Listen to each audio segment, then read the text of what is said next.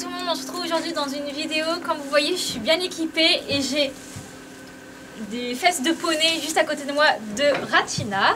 Et du coup, on se retrouve avec Ratina et pas Tiki et Nimis, puisque Tiki et Nimis n'ont pas cette masse de poils qui descend rien qu'avec les doigts. Et aujourd'hui, on va être parti sur un test de mue.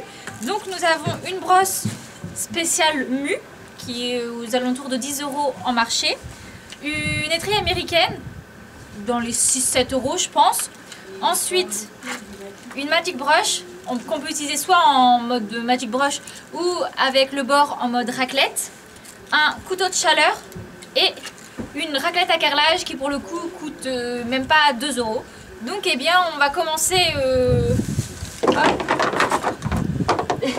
on va commencer par la brosse à mue. Donc on va regarder si ça fonctionne bien. Déjà la ponette n'a aucune réaction et ça part plutôt pas mal. Donc ça c'est validé. Si vous voulez acheter un petit peigne à mue, vous pouvez. Le seul petit problème du coup c'est que c'est pas forcément large. Donc ça va prendre du temps pour faire tout le corps du poney, mais on peut. Deuxième partie du test, nous allons prendre une étrille américaine. Bon, elle est poilue marron, mais ça fera l'affaire. Alors là, pour le coup, ça fonctionne, mais moins, je trouve, que la brosse à mue. C'est surtout fait pour enlever la saleté que enlever les poils. Mais si vous n'avez que ça, ça peut faire l'affaire. Ensuite, troisième ustensile, on va commencer par en mode brosse normale. Donc je brosse, il n'y a pas grand chose, il y a un petit peu de poils mais pas beaucoup. Et on va essayer du coup de faire en mode raclette. Et bien en vrai, ça part. Pas énormément, quoique si.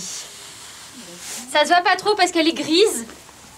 Mais il y a quand même pas mal de touffes de poils qui partent. Donc si vous avez une Magic Brush, prenez-la en mode un peu couteau de chaleur sur le côté pour racler son poney. Ça peut fonctionner. Ensuite, on va passer au couteau de chaleur.